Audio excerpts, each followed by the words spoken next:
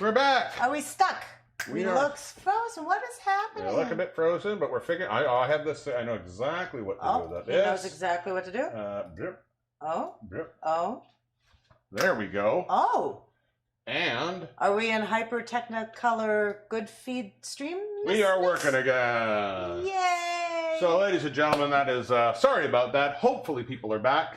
People are slowly coming back in. Come on back. I don't know what I did about that. I really, let's see what that, online. We did it. We're back. Ta-da. All right. Hopefully this is all working. I think it's working. You tell us. Let's go back. So, ladies and gentlemen, hi. This is live.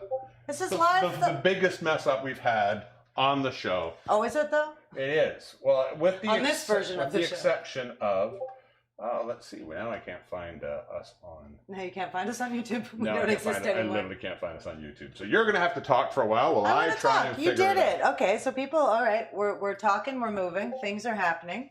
I don't want to be repetitive because I did a lot of before. So I hope you're all doing well. We hope you're all doing well. We hope that people aren't giving you too much anxiety when you have to go out and about in the world. I find that's a little bit daunting these days. Yeah, talk to us. Tell us the things. You may have noticed I am taller today. I decided to put shoes on. I figured you're worth it. And I was tired of Dan being so much taller than me. So yes. All of these things. Tonight we are going to make some crab Rangoon, which if you've never had crab Rangoon is kind of like a crispy wonton. It's basically an excuse to eat a fried wonton full of cream cheese with some crab inside. So we're going to do that. Dan has some very tasty tropical cocktails planned. Looking back. Okay, people are back. All right, we are good. Just let me know. Are you guys getting this good? Is the like a champ? Like a champ. Yeah. What's cooking? I'm not gonna go hunting for that because I'll be spending 10 minutes there. No, we're here. We're here. We're here. Hi. Live. Be in the moment. This is what happens when you try and get festive. Is that what happened? It's the problem. We got too festive. We got too darn festive for the internet. We are back. I'm so sorry about that. I'll have to figure this one out. You know what? As long as the people are here and people seem to be here, I agree. This calls for a drink, and ironically, right on time. Right on time. Right on time. Well, we hi for everybody who's here. Thank you all for showing up. Thank you for coming back week in and week out. Thank you for coming here the first time, if you're here for the first time. We have some amazing things. We're announcing our contest winner tonight. Yeah. We have a winner. We know who it is. We know who it is. You will know who it very is. soon. Soon. We also have some new guests. We do have new guests. We have some old standards. Old standards. Not that they're old, they're just standard. If people haven't seen, Ben Cardilli was supposed to be here live, but unfortunately he threw out his neck, so he's sitting at home. When you get old. Yeah. You can go to bed feeling just fine and wake up like this. I feel like I'm all sweating now. You're a little bit warm. I have a panic attack. I think you should. This is why I think drinks. I think we should have drinks. I'm gonna get you some ice. You guys ready to have you need a cube? You guys ready to have some drinks? We're gonna start off. This is our Tropic of COVID show. We want to do tropical drinks and have some festive island treats. So I'm gonna go right in there. So hang on.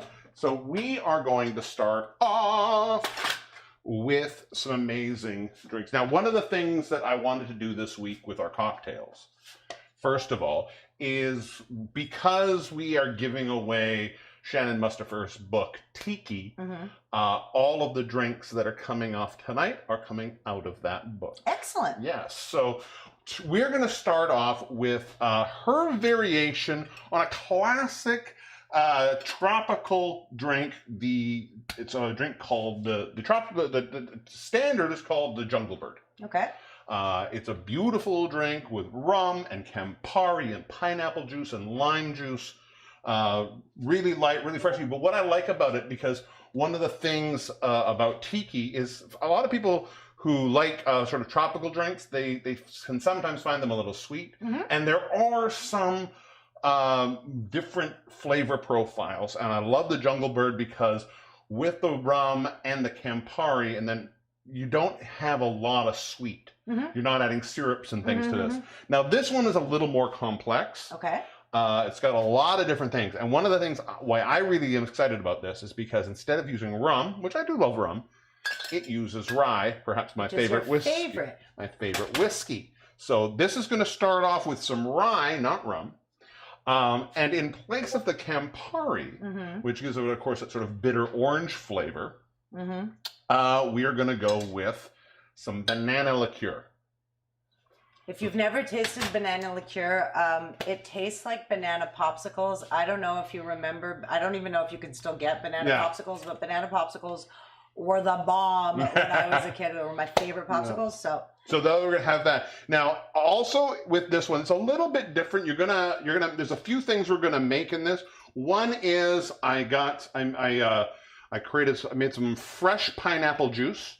Of course, you make fresh pineapple juice by just taking a pineapple, taking all the skin off, cutting it into big chunks. You can include the core in that, and putting it through a blender or through a food processor, which is what I did, and then squeezing the pulp through a strainer, or a sift in this case. There's also a little bit of lemon juice, some fresh lemon juice there. And I have this. Now this, I believe this is the right one. I just want to make sure. Yes. This is I'm listening to you. A cinnamon syrup, which is a simple syrup that I let sit overnight with about 6 cinnamon sticks in a mason jar. Let the cinnamon infuse into the syrup. Beautiful. So, and then, of course, the other last things: some Peychaud bitters, some Angostura bitters. So basically, I think people get sort of intimidated by all of the syrups and the stuff, right? Sometimes you're like, but I don't have that. Yeah, that's it's okay. So easy to make. It's so easy. Like sugar, water, some cinnamon sticks in a mason jar, and you too can be a champion like Danny D. The only thing with this one is it takes a little bit of time to really get the cinnamon flavor infused. But it's not. You got to let it sit over. No, it's literally equal parts sugar, water. Let it heat it until the sugar dissolves. Put it into a mason jar. Dump 6 or 7 cinnamon sticks into it. Let it sit in the fridge overnight. That's all you have to do. Really simple. You can do that. Okay, so we're going to start off with this drink. So in this drink, it's a beautiful. I love this one drink. It's beautiful. So we're going to start off, and again, because traditional, you want to go and start with your cheapest stuff first. Put your booze in last, because if you mess up the drink, you have that. So we're going to start off with our cinnamon syrup, of which we're going to use a 1/4 ounce. A 1/4 ounce per drink. Per drink. Very little. You just want a little hint of that flavor in there. It's going to add a smidge of sweetness, but not a ton. And again, the one thing about this drink is it's not a super sweet drink. We are going to take some lemon juice. Where am I having it? There's my lemon juice. I'm going to put in, that's what I have, 3/4 ounce of lemon juice.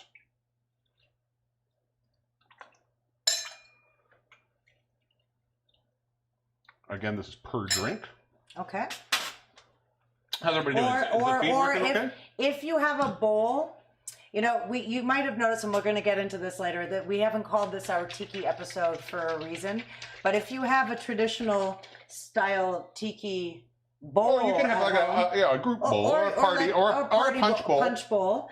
But I'm saying that often in tiki bars they make very large, the volcano-sized drinks. If you want to make this and drink that all by yourself, I'm here for you, man. I support this. I just realized I forgot to cut the tip off that one. That one has no tip. You forgot to cut the tip off it. Yeah. So there's so many Moyle jokes that just happen in my head. Well, that's a weird choice. And that's a sentence I don't say every day. All right, so then we're going to take this fresh pineapple juice, Take about an ounce of that per drink. Mm-hmm. So there's a fair amount of juices in this. And these are all fresh juices. You're going to get a really different flavor if you go fresh over can or store-bought juice. Again, with lemon juice, I always go fresh really easily. Pineapple, this is really the first time I sort of played around with the pineapple juice. But it's worth it. The flavor is incredible. It's worth it. It really is. Now, we're going to do, actually, we'll put in the booze now. We're going to go with, into these, we're doing 2 ounces. 2 ounces of rye. Per drink? Per drink. Oh, it's going to be one of those nights, friends. No, generally, when you're doing most cocktails, you've got to understand that most of your base spirits will sit around I did not spill most of it. I spilled a tiny little bit of it. Most of your base spirits sit around the 1 3/4 to 2 ounces. Let's not worry about that. I'm just getting it off. And finally, with the, what about, I keep always going, that's the banana liqueur. We're going to do a 1/2 ounce, oops, wrong button. 1/2 ounce each of the banana liqueur.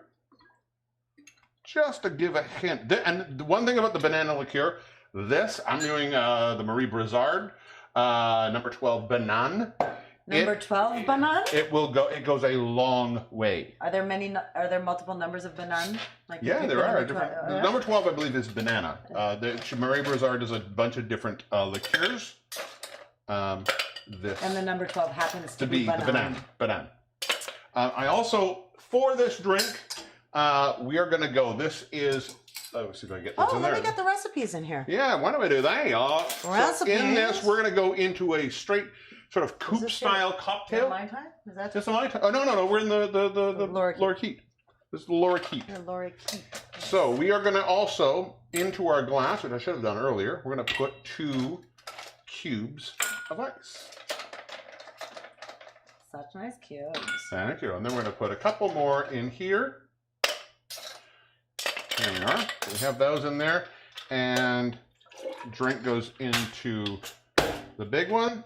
And there we are. And a little bit of a shake.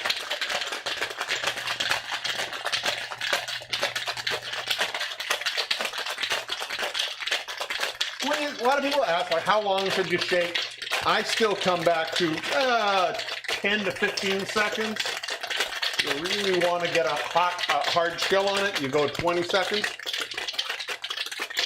But you should sort of hear a change in the ice. That's sort of what I listen for, is the change in the ice. There we go. So now we are going to double strain this because, again, with the fresh pineapple juice, there's a lot of pulp in there. There's lemon juice that's got a lot of pulp in it as well. Oh, give me crickets. I missed one ingredient. Bitters. It's all right. We can do another quick shake. Another quick shake? But we're going to go with 2 dashes of bitters per drink. This is what it is. No, 4 dashes of bitters per drink of Angostura. And 6 dashes of Peychaud per drink. 1, 2, 3, 4, 5, 6. 1, 2, 3, 4, 5, 6. There we go. We love you too, Daniel. So let's put that all back into here. Into there. Oh yeah, and then we'll go back into here. Go back into there, and now I'm going to shake again. Do I get to shake again? No, I'm just gonna shake it. Sort of. Oh, that's it. Yeah, you can do it. You can do it. There we go. Just a little quick one. Done. There we are. Sometimes you forget the ingredients. And now we're going to double strain that into our coupe. So one goes in here. See.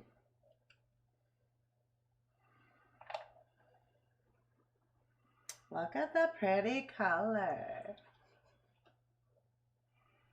And this one I find, because the pineapple is so pulpy, we're going to go a little, it takes a little time to go through the fine dash. That's okay, we got time. We got time now that we... now that we're on... now that we're streaming properly. Now that we're doing the thing. There's a lot of pulp in that. I was just going to give it a quick psh with the psh. Yep. There we go. We'll go.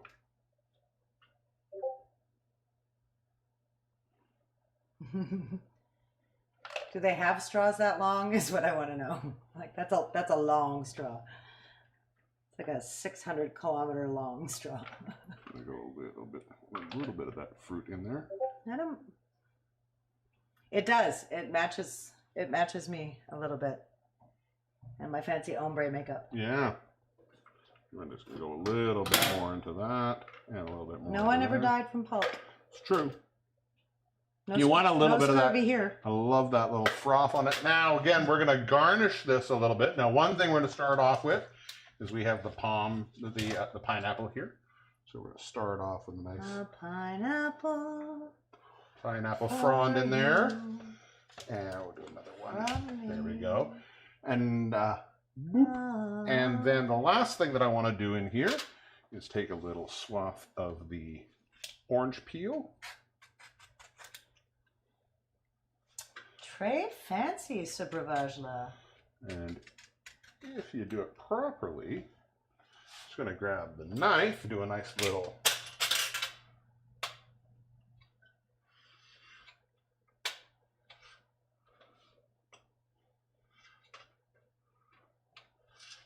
What are you carving there?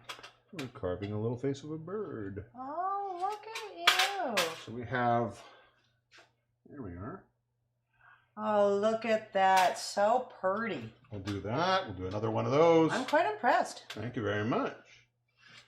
I wish I had my cutting board. Well, we can make sure the next time you decide to make bird sculptures out of orange peels, we get you a cutting board. Here we go. That one.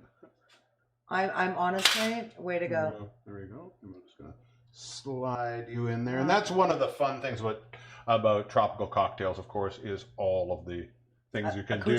The dressing of it. Just going to put this all back here. Oh, and of course, spoons. A nice little drink spoon. And there we have the lorikeet.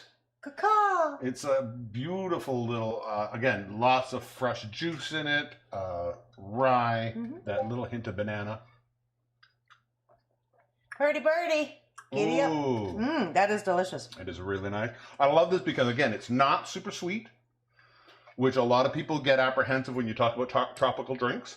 It has that because of the pineapple, because of the lemon, because of the banana. You have those little feels of the tropics. No, it's fully tropical, but then you have the undertones of the bitters and the cinnamon. The cinnamon really little punches through. And that's the nice thing about the cinnamon syrups and things like, and drinks that have cinnamon syrup or banana liqueur, use what you would think is that's a very odd thing. And they use it in such small quantities because they punch through so nicely. If you do it properly, you get a beautiful flavored cocktail. I'm having a private giggle because someone suggested that there's me literally out of the way here. That there's a drinking game that should be going on right now. That every time you clap, anybody watching should take a drink. Every time I clap, you clap a lot. But I've decided that you can go either way. Every time he claps, or every time he uses the word "beautiful" to describe a cocktail. Here's the thing: if you tell me about the drinking game, there's one of two things that are going to happen. Let me finish. There's one of two things that are going to happen. I'm not going to do it at all. Or I'm going to make sure that you get so drunk. In my eye. Oh, really? well, that was funny. You just, no. What? Just a little bit of water. You're safe. It was the citrus. No, there was no citrus. It was just water. I rinsed my hand. Have fun. We're going to do it. Yes, it's a breakfast cocktail because it has juice in it. I don't know if that's true. That's what my vacation mantra has always been. As long as it's got juice in it, it can be had before noon. That is the lorikeet. It's a really, I love this drink. That banana liqueur is quelque chose. It's really good. And I like Jungle Birds. They're really nice because, again, they're not super sweet. They have a really nice boozy flavor to them with this little hint of juice. But this I like a lot better, personally. Indeed. All right, what are we at? Oh, it's time to. Shall we do this? We shall do this. We did a bit of an epic one this week. We did an epic one. We involved the peoples. Epic. Every week we do a promo to sort of advertise the show. We hope you guys enjoy them. We have fun making them. If you're tuning in for the first time, sometimes people get confused. They say, I thought you were live, but we do show some not live clips while we're We have some live. canned segments. Some canned segments. Some VTRs, the Brits would put it. Oh, yells. Every week we like to show our promo for this week, for the week, and this week is no exception because it was so much fun to make. It's tons of fun to make. It involved some groovy people. Some bunch of people. Let's not give it away. Let's give it away without giving it away, you know? Let's give it away. Ready, ladies and gentlemen? We're going to this week's promo.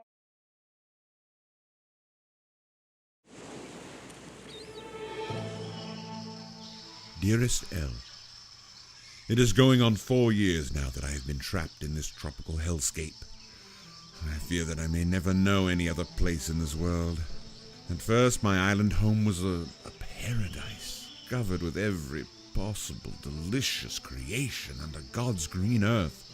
Fruit whose juices drip down my whiskered cheeks in an eruption of flavor and sensation.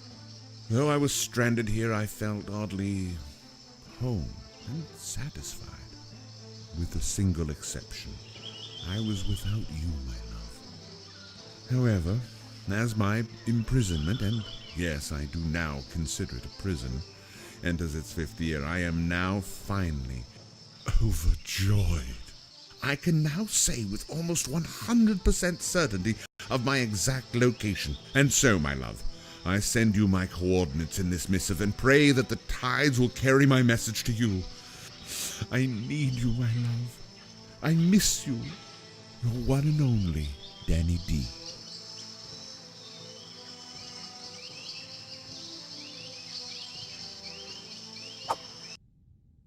I have things to do, man. Like, 5 more minutes and I'm out. That's it.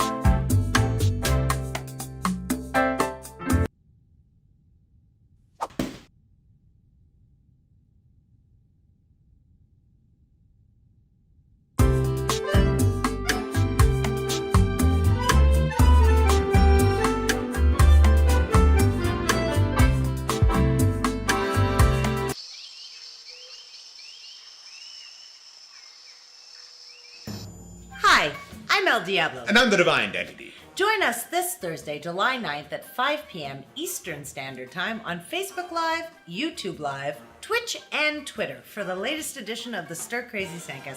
This week we take a trip to the tropics and tickle your taste buds. Ooh, so many T's. Eh. We'll be making a delicious crab rangoon. And to accompany some tropical cocktails guaranteed to satisfy, including a fiery Mai Tai and a beautiful Laura Keat. Caca! Also, we'll be announcing the first winners of our first ever contest giveaway. So join us, cook with us, drink with us, and potentially win with us. Or just join in all the fun and socialize, but distantly. Check the description below for your ingredients list and all the crazy details. Or just visit YouTube Live, Facebook Live, Twitch, or Twitter at 5 p.m. Eastern Standard Time on Thursday, July 9th and join in all that fun! Woo! Did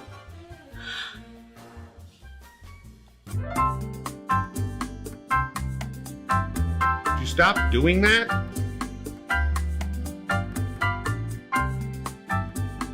Hi, thanks for watching our video. There's a ton of other great videos on the channel. No bones about it. Oy. You can click the video below if you want to see some more content. Also, don't forget to like, comment, and subscribe. Also, you can ring the bell to get notifications. I never ring the bell. Why not? I don't have the guts. I love a good skeleton pun.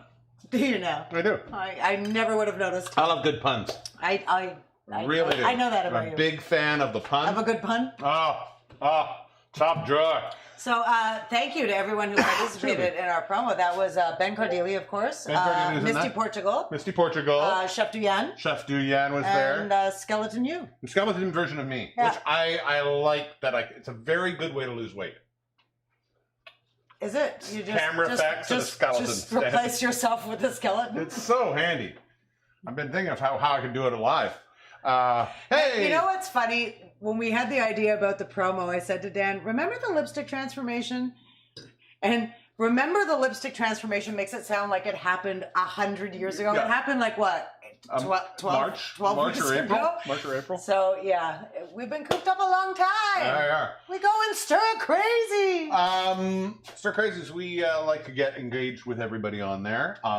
And we always every week ask a couple of questions that we want to know your answers to.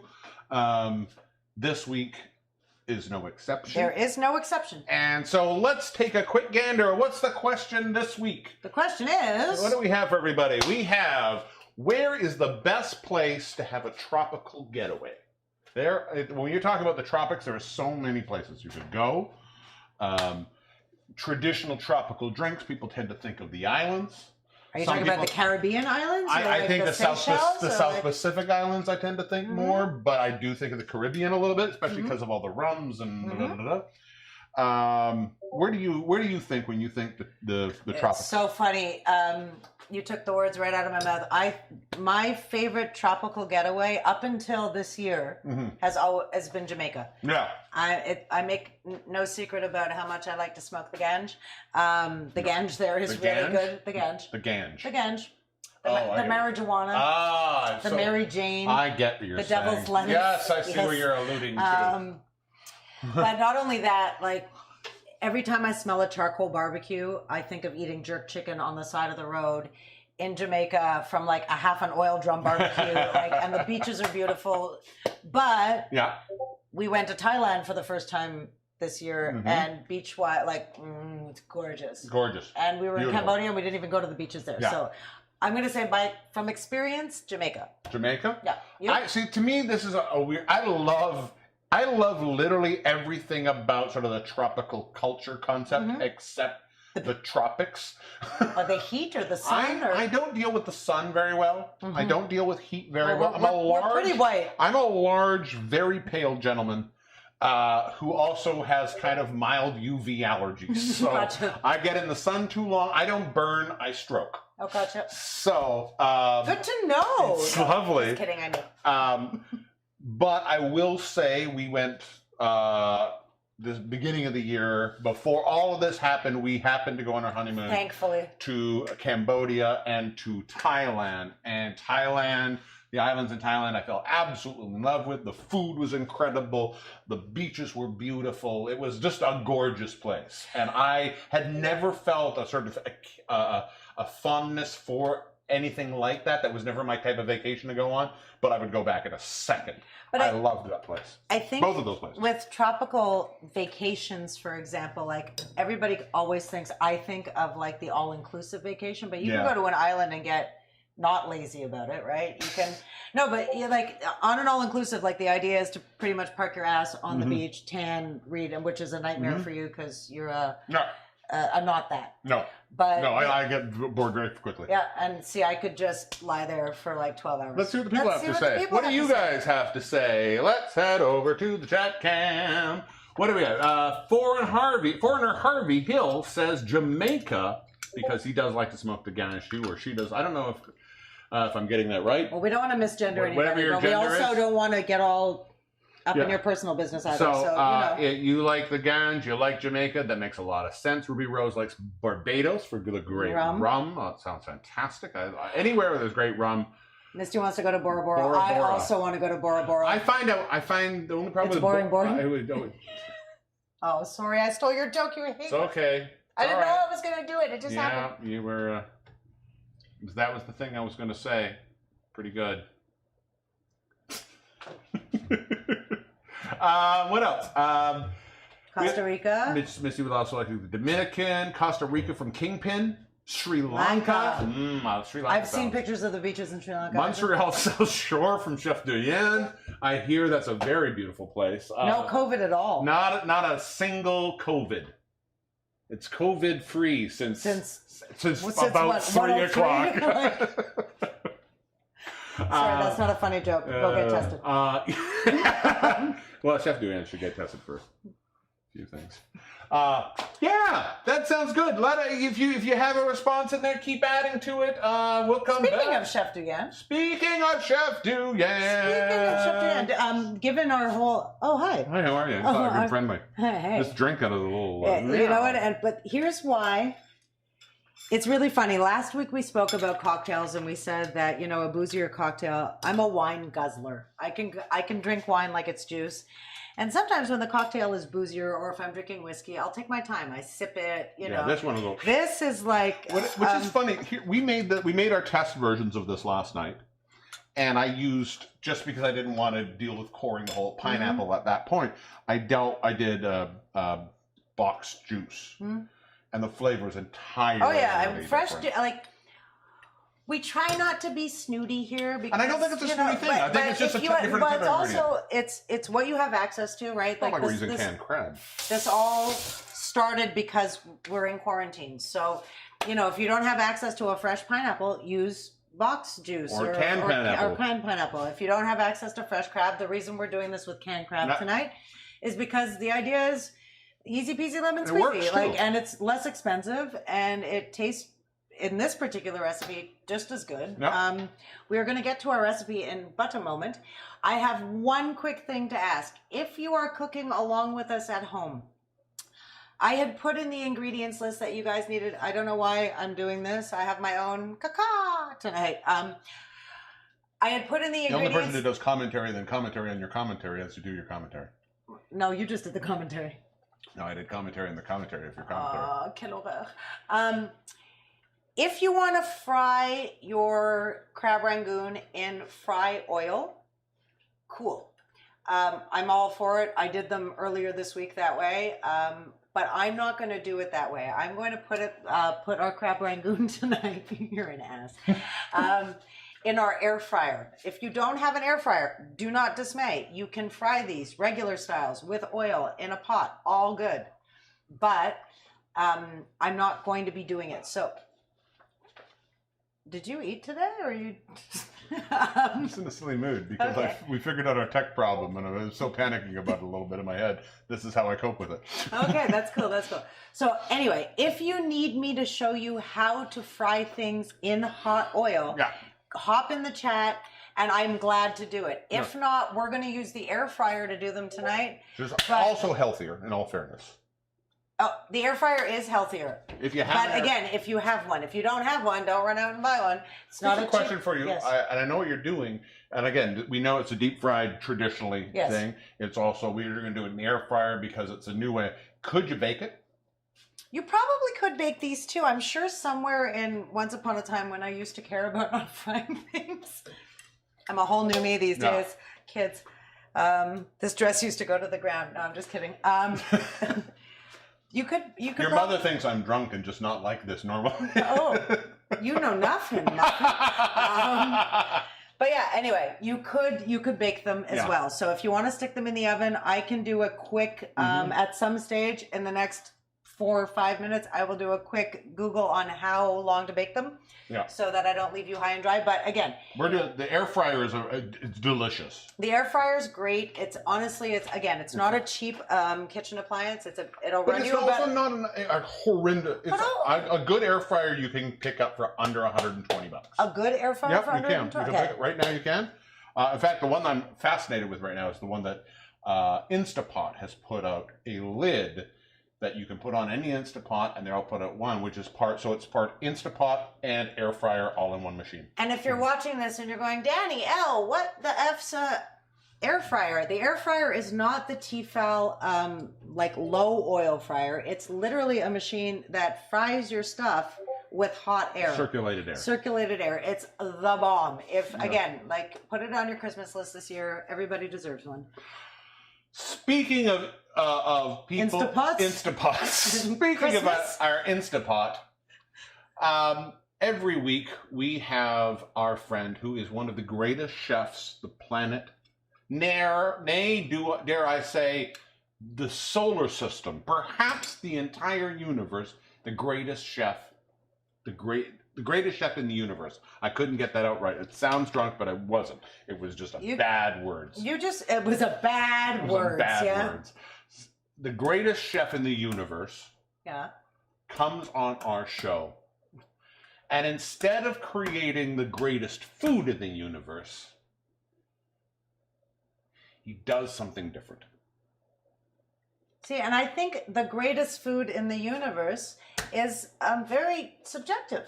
It is, and I understand that I'm subjecting my opinion to people, but that's people. You're projecting it on people. I'm subjecting it to people. Can you subject something to people? I just did. All right then. Watch me.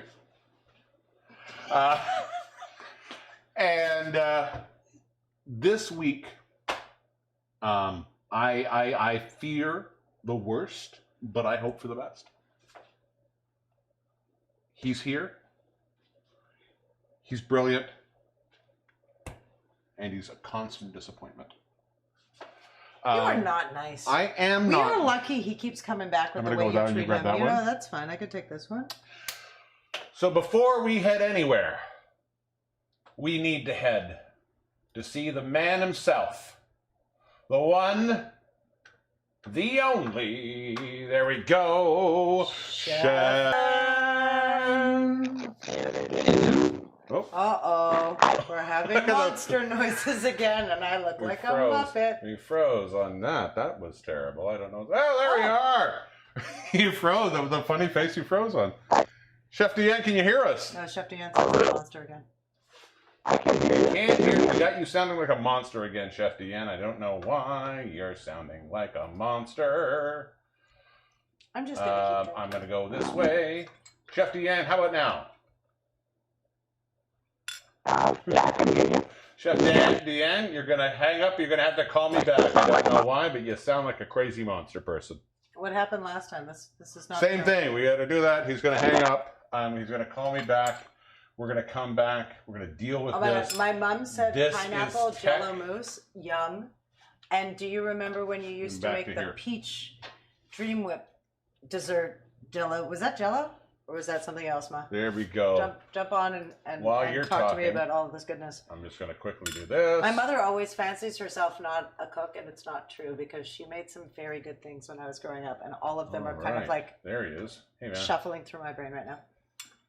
Let's go. Oh, do we have a Chef Duy-An? Do we have a Chef Duy-An? Of course we have a Chef Duy-An. I mean, there he is. Oh, and you ladies and sound like gentlemen, a human. he's here. He's not a monster. It's Chef Duy-An. Hey, not bad. How are you, doing? Chef Duy-An? You're invisible, though. I am great. I am great. Yeah. We loved your segment in the promo this week. It was very fancy. You looked very cute with a flower in your hair. I had a great time. Are you invisible this week, Chef Duy-An? Yes. Hang on. Are you invisible? We want to double check. We have a beautiful shot of your empty kitchen studio, but we just there you is. Oh my God, like magic! He just popped in like magic, dude. There you are. Freaking phenomenal! If you could use that trick every time we have a party, amazing. That would be awesome. How are you? I'm good. We can see you, and we can hear you. We can hear you, and you don't sound like a monster. Excellent. So, as I always say, very excited for this week's recipe. It's an exotic time. So this week we're going to do exotic JELL-O shot. An exotic JELL-O shot. Chef Duy-An, if you will bring me JELL-O shots, I will forgive. I will take back everything I've ever said about you. Excellent. Yes, I will bring the JELL-O shot, right? So in order to do that, we need a few things. First thing we need, measuring cup, JELL-O, lemon JELL-O for this week. JELL-O. So yellow is exotic, right? Then we're gonna put the JELL-O in the measuring cup. Then we're gonna need some hot water. Gonna put about, I don't know, 100 milligram, half a cup of water, hot water in Let's there. just mix up all of the measurement. Kilograms, milligrams. How many kilometers of water are we putting in the JELL-O, Chef Duy-An? Kilometers? I don't know. You tell me. Stop messing with my head. Anyway, half a cup of hot water. We mix it up, make sure all the powder from the JELL-O is correctly diluted. And then I'm gonna go grab gin. Gin. So I'm usually a Bombay man myself. Did you use gin what I had on because hand it was the rhymes tank. phonetically with Jello? He was talking about what gin he prefers. Does not. No, not at all. Anyway, so we're gonna take The gin, Tanqueray, yeah. and then we're gonna add it to the measuring cup. For the measure, I don't know, about El Diablo, El Diablo, El Diablo, El Diablo. So that's a good way to measure your booze. Very fair Everybody, you measurement. know what? That is completely fair. So yeah, you put about 3 El Diablo in there. You couldn't handle 3 El Diablos. Sit up. I couldn't handle 3 I know. Diablos. You're good. Then you take your shots, empty shot of glass, put it on, and then you distribute it evenly. There you go. It's funny. Once it has mixer in it, you're not calling it an El Diablo anymore. I find that very interesting. Now it's just with gin and now lemon. it's just gin and lemon. When it was, Try not to dox me. thanks. You're a good, kind human. There you go. So once it's in the shot, you cover it with a saran wrap and you put it in the fridge for about 10 minutes to a few hours. But I tried that. If you put it in the freezer for about 30 to 45 minutes, it also works. So either 10 minutes to like a few hours in the fridge, or 30 to 45 in the freezer. Beautiful. Exactly. Or if you're not concerned with consistency, right Drink away. it now. Take it now. Sure. Well, Chef Duy-An will be back then somewhere between the next 10 minutes to the next 10 hours. Or 35 minutes to 45 minutes. That could be a possible. Wait, are you putting yours in the freezer or the fridge? I don't want to know. I It's a will be surprise. putting- Don't tell me. I tried, Duy-An. I See you guys tried. later. Bye, Chef Duy-An. I like when he comes out sounding like a monster first. I don't know why that is. Do you though? Because I don't love that so much. It's a fact. It's a part of Skype that I haven't quite figured out why this is. But at least I don't have to deal with Zoom, and I don't like dealing with Zoom. Oh, we're gonna make some food. We are indeed. It's time, because you and I both tore through those cocktails. We just ripped through them, and We really did. But they were so good. I kind of And want there's you a to lot of tropical cocktails in your future for the evening, by the way. I will gladly make you all the tropical cocktails you Good. need. Can you make me another one now of that one? What about limoncello and lemon jello from Kelly Cahill? Well, you know what? They're the same exact thing. Let no one tell you differently. Speaking of which, something I forgot to do earlier. What did you forget to do? I forgot to dress pretty. Oh, I also need one of those. You want please. one? If I'm going, well, I don't want to ruin. I don't want to ruin this. I don't It wanna looks ruin so my- beautiful. I tell you what, I'll hold it up for people to see. You can hold it up. Oh no, I'm going to put it on You're for gonna the put it on? cooking, and I can take it off. We have, this is our Stir Crazy aprons. You, if you would like a Stir Crazy apron, can have one. You can have one of Three, I think we have left. We'll be getting some more. And if you want. If you want. If you want something else. Somebody mentioned oven mitts tonight. You want oven mitts? We do oven mitts. But if you want one of these, right now in the feed, you can see a comment about if you want to help out Stir Crazy, there's a link to our Amazon wish I'll list. let you talk to them. There's a link to our Amazon wish list. There is a link to our PayPal tip jar. Any tip over $25 or any purchase on the Amazon wish list over $25 will get you one of these sent to you.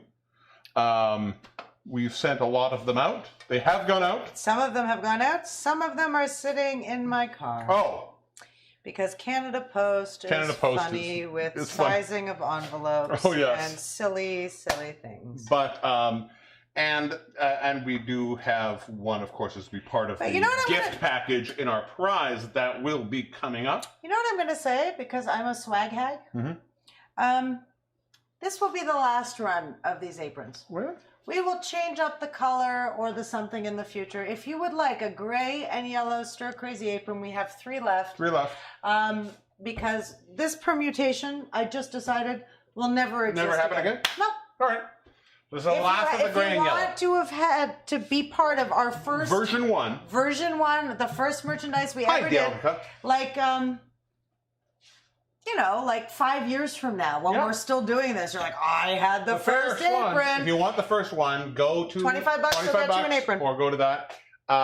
Let's do some cooking. Make some food. What are we making? We are making crab Rangoon. Crab Rangoon? Yes. Where is Rangoon? You always ask me questions that I know. I try and figure out a question I know you won't know the answer to. You do it on purpose because you're not a nice man. I'm a very nice man. All right. What I was doing while we were talking was I was just chopping up an 8-ounce package of Philly cream cheese, which I had on the counter for a bit, so it's nice and soft. If you were following along on our event, I had posted that we could have one. Again, if you want to do this with fresh crab, go for it. I personally, it's kind of like making weed butter with really high quality weed. You know what I mean? Like, you kind of want the shake to make your weed butter. You don't need to be making Rangoon with the top quality crab that you have because you're not featuring the crab necessarily. You're burying it with cream cheese, right?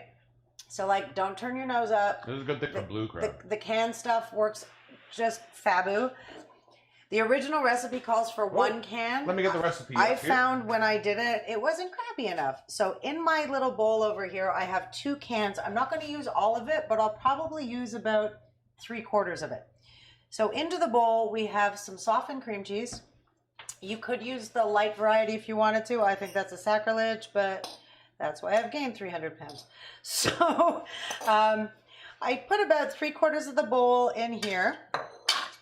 With the cream cheese. We have a minced up clove of garlic, ici. That's going in here. Oh, I'm behind the thing. My darling, my love, can you pass me a teaspoon, please? A teaspoon. I will say to one. Oh, you want a half teaspoon? Another half teaspoon would be great. Yeah. Here we are. Half a teaspoon.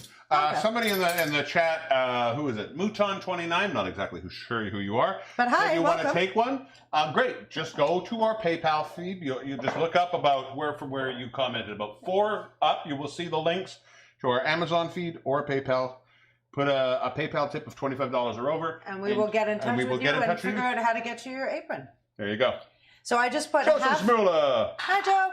I just put half a teaspoon of soy sauce in here. I am going to put a full teaspoon of Worcester sauce in here, maybe 1.5, because I do what I wanna. I am just here to guide you for the most part.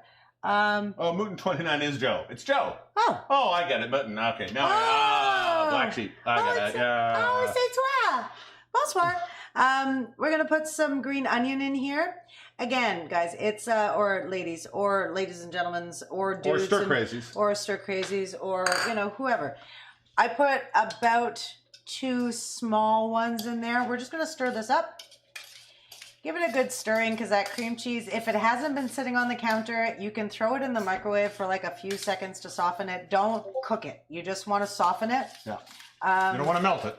Yeah, it's you want to paste. It will melt eventually when we make like wontons out of this and make goopy, delicious, cream cheesy, totally fat-free. Haha, not. Goodness. So you want to make sure this is. You want to fly cam that in here? Yes. I have not even brought in the fly cam once. I know. Welcome, fly cam. What are you doing for us today, fly cam? So you guys just want to like. Make sure that's well incorporated in there. You can see it, like there's no just chunks of cream cheese left. It's all pretty much, you know, a happy family of delicious crab Rangoon filling. How many crab Rangoons is that going to fill?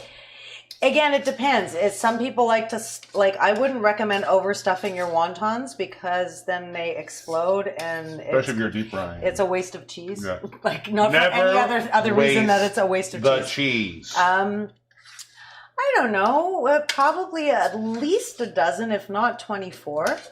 So that's that. It was as easy as that. I'm just going to have a little taste of it to make sure. It's all right. Can I, if I may? Mm-hmm. Ooh, cheesy and crabby. Cheesy, crabby, tasty. I'm going to whack that in the fridge for a bit because we're not going to fry them up yet. So I'm just going to put it in the fridge. If you have any questions, hop on the chat. I will answer them. We're all there.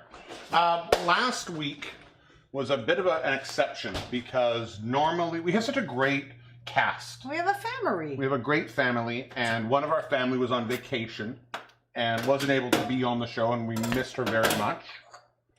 I miss her very much like in regular life. I miss her very much in regular life. But I if you guys who are regulars know what I'm talking about, she is back this week. It is time because you've been missing it. For 1 minute of your week, food needs to be eaten sexily. The most sexily. And there is only one person who can do this properly. Only one person who can do this with panache, elegance, grace, and chutzpah. A little chutzpah. Little chutzpah. That's true. So it's time for a sexy woman eats food For for 1 minute.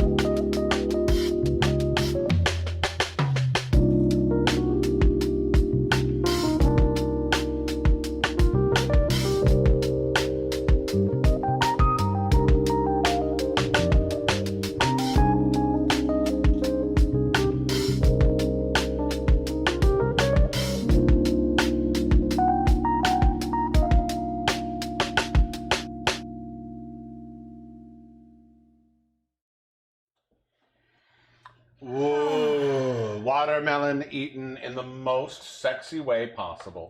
Also, again, I missed you, Galadriel, Chris. Yes. You know what I'm going to do? What are you going to do? Because I have such a good outfit on. I'm I going to think you wait should. until I have to I will do keep more this cooking. on so anybody You can- who's interested in one of the last aprons can make that happen? Can make that decision as they watch me elegantly model it. Well, you can make your dream a reality. You make your dream a reality. For the low price of $25. If you pay $2,500, We'll I send you will all come the in it. aprons I we will have. come in it. You'll come Oh, you will get me with it. with the apron. Yeah. Okay. I understand. For a weekend. Wow. A whole weekend. Your rates have gone down since COVID. It's COVID, man. So, Girl needs to make money, man. all right, girl. So you want to talk about this for a bit? You want me to talk about this for a bit? You'll notice we call this our tropical show. Yes. Not, as we were originally going to call it, our tiki show. Yes. Because tiki is when you talk about cocktails, is a fairly common term. It is true. It is a fairly common term, and it is a fairly also common culture. It is. But that doesn't mean that it's a good thing. No, I think that there's, I think with what's been happening lately in the world, one of the things that has been more widely discussed in the sort of bar culture is the problems with tiki and its appropriation of genuine historical religions and cultures. And like the cartooning of religious symbols and whatever, right? And it's I was reading somewhere, and I don't remember the quote. exactly verbatim, but somebody had said that the nostalgia related to tiki ignores the fact that colonialism and militarism are still two very prominent existing realities in life and in the world that we live in today. So, you know, so much of tiki came out of colonialism. Exactly. And, you know, for lack of a better term, the bastardization or fetishization of Pacific Island culture, right? It kind of, and it gained prominence in sort of this idea of, you know, the white man's exotic view of what it was to live. I always remember there's a movie I remember watching years ago, a classic documentary called Mondo Cane, and it's about sort of the exotic and strange things around the world. And I remember there's a whole section, and this movie was done in like the early 60s, I want to say, late 50s, early 60s, and it spends a large portion talking about the exotic Hawaiians in such a very, oh no kind of way. So, I mean, I think it's especially when you're talking about the fact that so many tiki drinks, like we made one with rye tonight, but so many traditionally tiki flavored drinks are made with Caribbean rum and do elevate, you know, Caribbean and tropical flavors. I personally think that to keep the flavor palette of it is important, because it also encourages the sale of Caribbean rum and other liqueurs that we don't produce locally and that kind of thing. I personally think, you know, when it's not just my own personal opinion, that the place where we fall into a bit of a problem is, again, the cartoonization or fetishization of other people's religious symbols or spiritual symbols or whatever. But and to me, it's like, and I still remember being younger and living in Vancouver, and one of my favorite bars to go to when I first started really going out was Trader Vic's. Trader Vic's was one of the originals, right on the water in Vancouver in a beautiful location. But it was the traditional, you know, what you would imagine when you think of tiki lounge. And though you know, like I say, I think that there is a lot of problems with how we've taken what you said before, religious symbols and the fetishization of it all. Well, especially of oppressed people, right? Especially of oppressed people. Like, so we want to do a basic, and I don't know if saying, I literally don't know sometimes if saying it's a tropical drink is really somehow. Well, it also feels like you're painting with a wide brush as well, because yes, on one hand, if we really want to talk about the equator, we could paint around the world, but you know, it's the same thing as saying Asian food versus specifying regions of Asia, which, you know, we've done as well. But yeah, but again, that's because we were dealing with a few different types of Asian 100%. But I think, you know, there's a certain appreciation, like a lot of the tiki, what is the website you found? Geeky Tiki? Geeky Tiki. Geeky Tiki makes the coolest geek tiki wear that you've ever seen. It's exactly. all Bride of Frankenstein. You want Star Wars, you want Game of Thrones, there's a lot of Rick and Morty tiki mugs. So you take the traditional form of the tiki mug. But instead of making, you know, somebody's god your vessel for alcohol, like that. You can, you know, make Rick and Morty your tiki drink vessel or whatever. This leads us, I think, into our next question. I think so. I think it's a very good thing. So this is something, especially this, probably about 5 weeks ago when we said we're doing the tiki show, and then suddenly it's like, oh, we went out and bought stuff. We bought tiki mugs, beautiful tiki mugs that we thought, will never be shown on camera. And we went, oh, well, this is a problem. And so it was something we had to address, is what do we do now? So we want to ask you guys what the same question. So here we are, our second question today. How do you handle it when you find that something you like is problematic? I always loved tiki culture. The tiki cocktail culture of it all. The thatched roofs, the bamboo, the Polynesian murals, the tiki mug. I loved it. It was one of my favorite little sort of subcultures that I really used to enjoy. And reading some of the things, what was going on, I was like, well, there we go. And so there's finding a way, finding the parts of it that you, I guess, don't feel like they're minimizing the culture they're part of, but by taking anything from it, are you still minimizing? Well, I think you just made an interesting point, which is, well, you take what you feel doesn't minimize. And I think there's obviously, again, we live in a brilliant time where, yes, we're inundated with information, but we have the Google. You have the Google. We have the Google, most of us, on our computer, in our pocket, on our watch, wherever. So I think it's not I a have the question Google of, on my pocket watch. I don't think it's a question of taking the aspects that you think are okay. No, I think if you find that well, that you to me was a global. No, I understand, but I think it's important that if you're doing the work, for example, and you're like, oh, I love these flavors, or I love parts of this aesthetic. Like, I don't think that a thatched roof is purely tiki. I've been to Jamaica where you got the thatched roof. I've been to Mexico, thatched roof. Yeah. But it's what is it that makes it problematic, and can you retain some of the things that you like, for example, like the flavors of a tiki drink, without insulting or continuing to degrade another culture. What you just said is very interesting, because I think it's not a tiki drink to me. That is a very specific. That is a tropical cocktail to me. Okay. That is taking. But are you splitting hairs as a white man? Well, but again, I think to me, when I say any place where certain fruits can grow, where certain, and especially if you're adding rums into that, you go, well, in the Caribbean, you'll find a lot of rums. But that wouldn't necessarily be everywhere. To me, when you say tiki, that could possibly mean straight Polynesian influence. It should mean some really specific sensations and flavors. So this is what I'm trying to. But then maybe the word Polynesian is more appropriate than tiki. Perhaps you know what I mean? Like, I think for me, it's ballet. Like, I grew up doing ballet. I hate ballet. I have my own reasons to hate ballet. But understanding how, for example, white supremacist ballet is recently, and having to look at that, it was a big, it was hard for me, because I grew up doing this, and I there was no racism in it. There was fat shaming in it and a bunch of other bullshit that wasn't good about it. But it never dawned on me until shamefully very recently how it's problematic. You know? I get what you're saying. What Let's go over there. Says? What do you guys say? Let's see.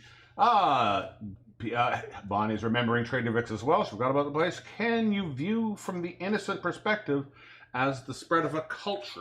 Can you really view it that way when the culture spread because of colonialism? It's a question, not... Just a question. Why did that culture spread? That culture spread because white people went places that they shouldn't have gone and tried to take from people they shouldn't have taken from. So... Crystal saying if you want to enjoy it, you can still buy from authentic sources. That's always a great place. Support the culture that these elements come out of. I think it's very easy though, and I never want to get too. That's why I keep joking about I'm going to start a podcast where I can get all dead up with everybody. But like I never want to get too serious here. But I think we have to be careful as white colonial settlers. What we view as innocent in today's day and age, while we ignore the history of how we got here. Yep. And I think that's the only thing, and that's not a call out, and that's not to make anybody feel bad. That's just because we weren't personally responsible for colonizing Polynesia doesn't mean that we should be unaware of why it is that this culture spread and what how that's benefited us, and also how that's destroyed other cultures. I don't know. Yep. Food for thought with actual food. We're back here. What are we doing? Oh, it's that time.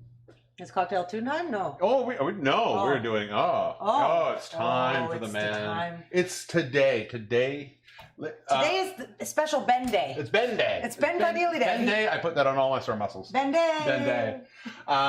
Ben Cardilli, who has provided us some incredible music on our show, is launching his new album, and it releases today. Apple Music, Spotify, all the places where you get all your good music. It has released today. The album is called The Great Indoors. He was supposed to be here live to play a brand new song that we hadn't heard. But Bugger slept funny. No. But he slept funny, and so he's laid up a little bit. He'll be here in a couple weeks. He's got to get well. And yes, realign. We will put you two together. We will do it. Yeah. And we will get that done. We put out a little post of we wanted to play one of his songs from that album on the show today, and we asked you guys what you wanted to hear, And only one of you answered, so that they made the decision for all of you. So this is what happened when you don't vote. Without further ado, it's time for a little Ben Cardilli. Ben Cardilli!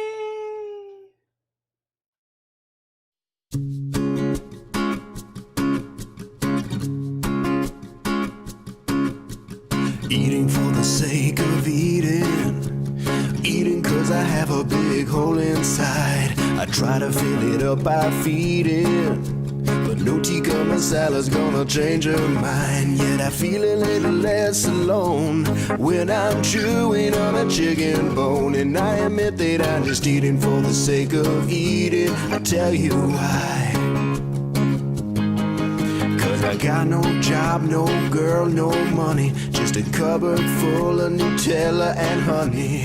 No slick ride, no stock portfolios. Just Snickers, Three Musketeers, and Rolo. I ain't going nowhere fast. Just gonna sit here on my growing ass. And I admit that I'm just eating for the sake of eating. I'm dead inside.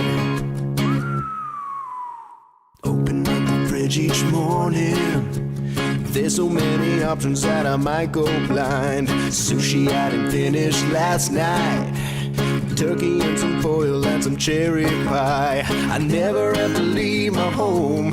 Got Foodora on my telephone. And now you know that I'm just eating for the sake of food and doing suicide. Woke up in a cloud of Cheeto dust. I thought the orange light was the pearly gates, but I was sitting in my room and so I have to wait. I just hope the next turducken's gonna seal my fate. But I ain't dead just yet. Maybe they'll put me down at the vet, cause I'm an animal eating for the sake of leaving this world behind. Everybody eating, eating, eating for the sake of eating. Eating, eating, eating for the sake of eating. Eating, we're eating, eating for the sake of eating. Yeah, we're eating for the sake of eating. We're all eating for the sake of eating.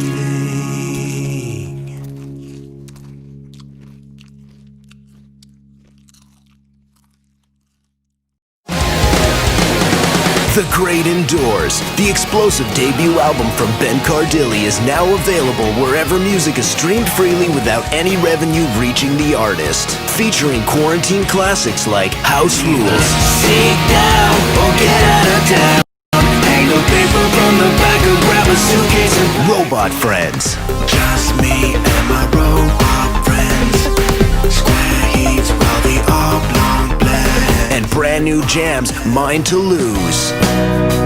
I'm gonna lift weights soon, I swear to you, and get my old body back. And Hot Water.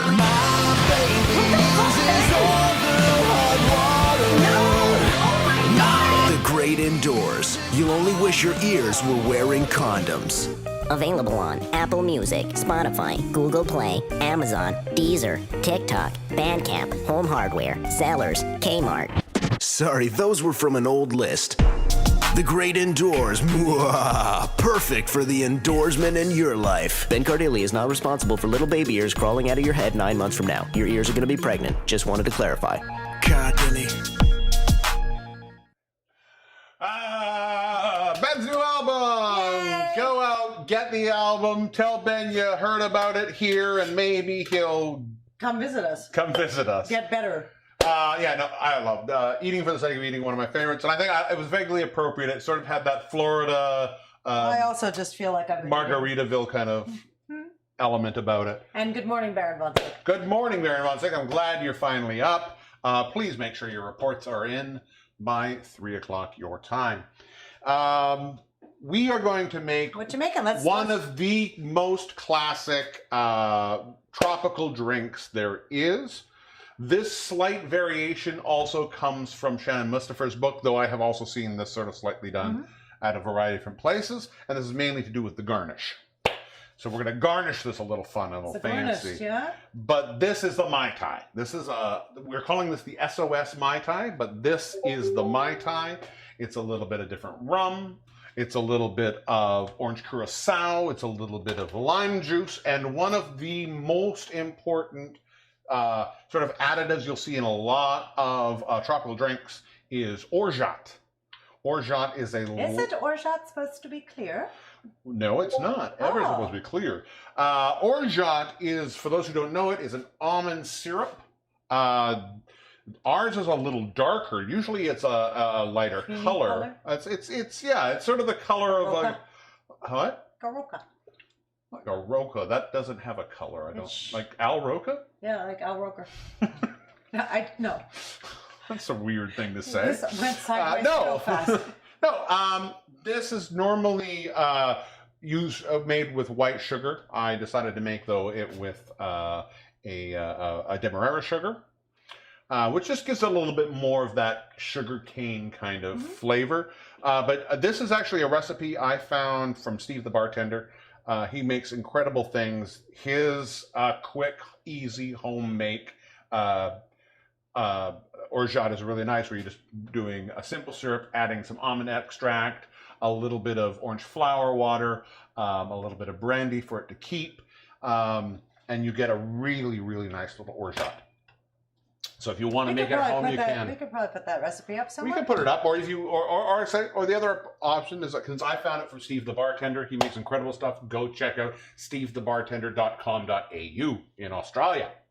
And of course, the other thing we're going to need for that is a little bit of lemon juice. So this is just an excellent, excellent cocktail. We're going to combine two different kinds of rum in here. We've got a clear Anello, 3-year, slightly aged, and then a black rum, which is aged a lot longer. Generally for this, it says you want to do a pot still black rum. I couldn't find any pot still. So we're just using a standard black rum. I've got pot still. I know you still. I was wondering when that was going to come up.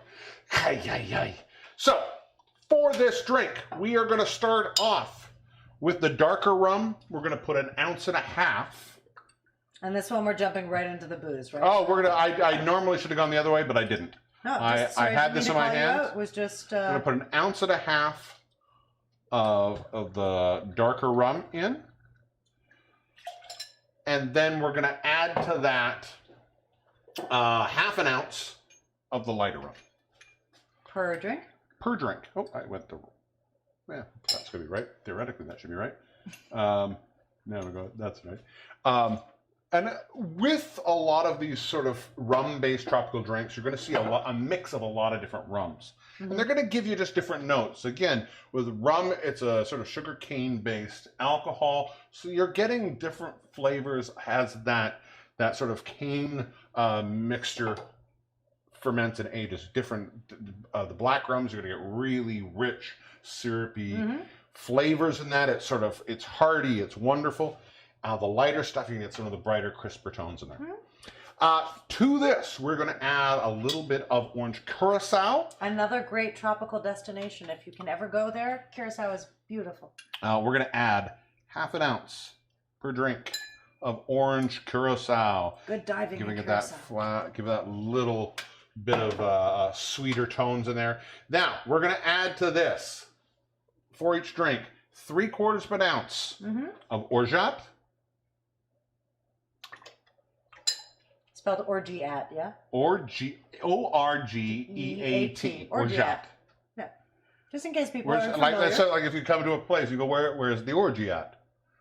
And they go, oh, it's in that room. Gotcha. It's in that room. I've never heard it. That's how I Remember. remember. Where's the orgy Hey, at? Peter, where's the orgy at? Why Peter? It's good. Peter sounds like a guy who would have orgies at his house. Probably. We're going to also add to that... did I forget to cut this one too? For some No, reason? you switched the tops before. No, this is a different juice. Oh, it's a different... Do I want scissors? It's all right. I'll switch it for now. Okay. All right. There's also a different... You can also get... That's okay. You're already so into this. Well, thanks for absolutely helping. Curacao, you can have blue curacao or you can have orange curacao. Yeah, different flavors. Different flavors. In a lot of the tropical because that drinks, was you'll the find orange curacao more That was often. just the question over Yep. there. Orange curacao tastes a lot like Cointreau. It's got that orangey. Yeah, it's an orange. It's an orange liquor. Basically, blue curacao has. Dolphins in it. No, I can't remember what it's another fruit based. I can't remember what the fruit is offhand. So, anyways, 3/4 of an ounce of lemon juice to each of these. So, like I said before, if you're paying attention, 1.5 ounces of the black rum. Here, I'll put the recipe up. 1.5 ounces of the black rum. 1/2 ounce of the light rum. 1/2 ounce of the dry curacao. 3/4 of an ounce of the orgeat. 3/4 of an ounce of the lemon juice. We are going to. Oh, I need the. Oh, the ice. I have fallen down on my You have, totally. So we're going to have some ice to the shaker. Boom. We're going to add our drink to this. Oh, wait a minute.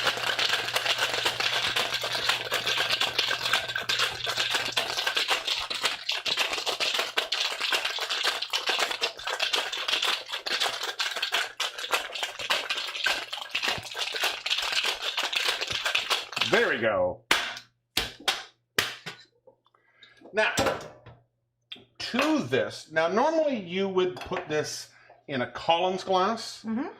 We don't have any Collins glasses that I think are wide enough to do what I want to do next. Okay. So we're going to put these into pretty rock old-fashioned glasses. And Our Cahill glasses? our Cahill old fashions. Those old fashioned Cahill. So we're going to put this over some crushed ice. If you have pellet ice, that's even better. If not, you could just pound the crap out of this. Yeah, It's good for your frustration. If you don't have an ice crushing bag, which is just generally, you can find them in most bar stores, which is basically it's a burlap sack like that. It's very thick with a magnetic closure or some kind of closure, and then you just pour. Then you put your ice in it. Take a mallet of some sort. Generally, you have a traditional wooden mallet that you would crush with in a bar. We just use a meat cleaver. You use a meat cleaver or meat tenderizer? Oh, sorry, meat tenderizer. I just had this vision of you Yeah, cleaving ice. It scared me actually a little bit. We're going to. Where did I put my? What you need, man? I need my strainer. Oh, there we are. Take the strainer and the fine mesh. We're just going to pour. Oops, quickly. And again, I'm really putting on the fine mesh because I have some lemon juice in there. I'm going to pour a little bit in there. But as someone mentioned earlier, I think it was Kingpin, we don't need scurvy. You can have your lemon stuff. That's cool. We're going to put that in there. We're going to now just top that up with the crushed ice. I'm just gonna. You don't need this. I don't need that. I will put this So away. we're going to take that. Actually, maybe give me a couple. Give me a couple items because I didn't make as much as couple of I ice? wanted. Yeah, I just want to put a couple in there just to make sure. All right. That oh, no, I wasn't. Oh. There we go.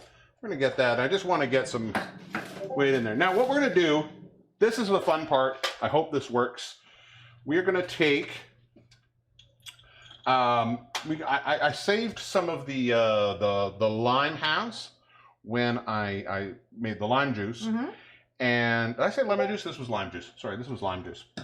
When I made the lime elements, I saved the halves and I dried them down. So I took a paper towel, dried them out, let them sit for a fully dry. They're dryish, and I'm going to put them on there. Now, what we're going to do with this, hopefully this will work, is we're going to take a little bit more of this white rum, and I'm going to take one fly cam? sugar cube. Yeah, if you can. I most We're certainly going to take can. a sugar cube, We're going to go to the fly cam over and here. we're going to put those in there. We're going to add a little bit of that rum to there. Ooh, let that tip over. It's also nice because you get a little bit more booze in your drink. Nobody likes that. Yeah. And we're going to take our torch here. Oh, my torch has now decided not to work. Oh, I have lighter. there we go. And we're going to just torch that a little bit and see if we can get the catch on fire.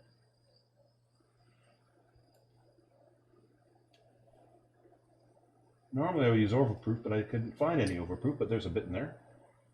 There you go. There we are.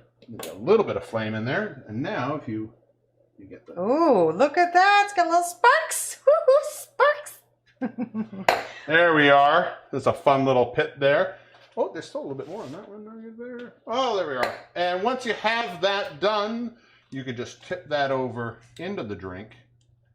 Oh, fancy. And, oh, I forgot to get more. I'm going to grab the ones we had before. You have that in there. And that's the part that makes it the SOS, the flamed lime shells. Is it sinking? Is that why? Save Oh, our souls? Or is it? It's fire. It was. There we have it. Oh, yes. Damn. Damn, Daniel. That homemade orgeat really makes a big difference. That is yummy. That is a tasty beverage. A lot of rum in that. There is a lot of rum in But that is never a bad thing. Only sometimes. Again, I had in there. So it was the two kinds of rum, the orange curacao, the lime juice, the orgeat. That is your basic Mai Tai. Add the Ain't little nothing flame. basic about that. Add the little flaming, the flaming lime half in there. That was what makes it the SOS. A float. The float. The float. Actually, it's not a float. In a drink, a float is liquid that's floating on top of the liquid. So when you put liquid in a citrus shell, what do you call it? A boat? A boat. It is. It's trash. La la la, yum. Can taste it from Oz. Aww. I could taste you from Oz. Yeah. Slow James. If you only had a brain. See, because you put the Oz the wrong way. I always think that Australia should be AUZ. As opposed to the Wizard of? Yeah. Maybe they're just Because I magical. only ever think of that song, and I love that song. Ba, ba, ba, ba, ba. It's a delicious cocktail. It is. Normally you wouldn't get it that's color, but because I use the demerara sugar in there, it's sort of a nice little brown, but with the green, Oh, it's beautiful. What's going on? Oh! We have a big special surprise for everybody. I love surprises. We've been reaching out to a few different ones of our friends. We've been reaching out to a few of our different friends about getting involved in the show. One of the people who really was very excited about it is your next person. He is a wonderful man. He owns an incredible magical place. Is anybody watching from Toronto? If you're watching from Toronto, this is of particular interest. Not that he will not ship across the country. However, if you're in Toronto, you get the extra special treat of being in the same city and being able to actually go visit. But maybe we should just put it on and we could talk about it afterwards. Watch the our thing. very first episode of I'm so excited. In the Hideaway with Kingpin.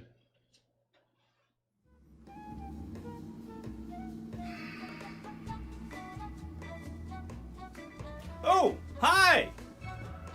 This is the Hideaway, and I'm the Kingpin. This is Kingpin's Hideaway. Welcome. I'd like to share with you some of the things I've discovered over the years that have made my life richer and deeper. Like the top 5 musical numbers every gentleman should know.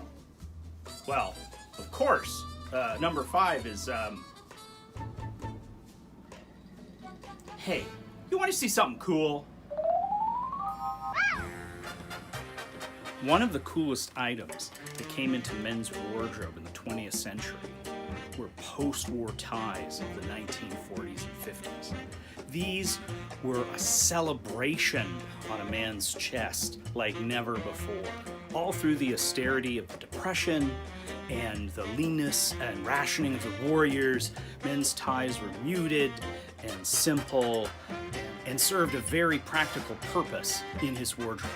But with the winning of the war, the defeat of the Nazis, and the Axis powers, there was now time to really swing out and enjoy yourself. All the young soldiers were coming back, and they wanted to have a good time and relax. They had gone through a lot. So swing and big band music was everywhere, and you wouldn't be caught dead without an amazing silk flashy tie. Although oftentimes they were made out of rayon and acetate, they were shiny and big and just loud and proud kind of thing. Of the many designs that came and were popular were ones that were influenced by the tropical regions that the sailors and soldiers and airmen had visited.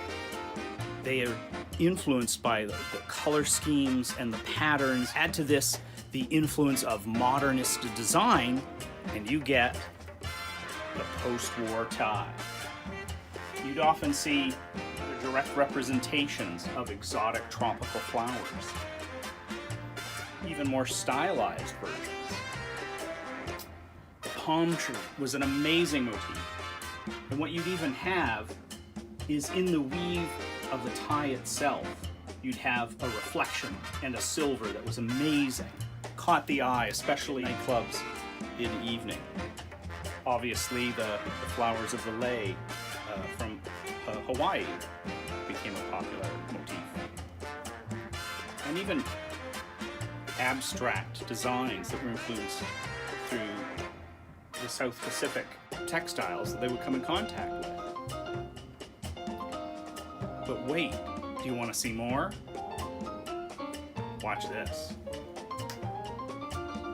It didn't only influence neckties, but bow ties as well.